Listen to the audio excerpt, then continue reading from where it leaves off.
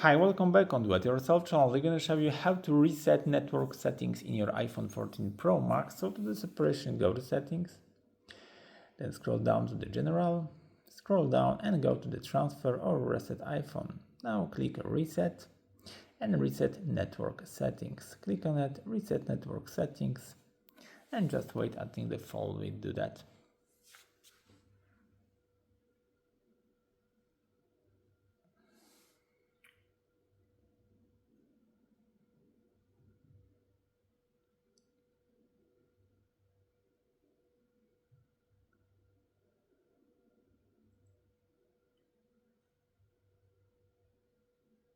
It's been wake uping.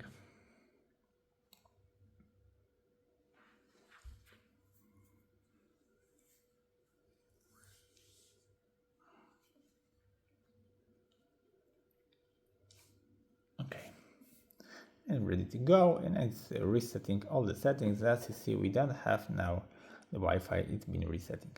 So that's it for now. I hope the video is helpful for you. If yes, you can leave like, leave comment and leave subscribe, and see you by next video. Hey.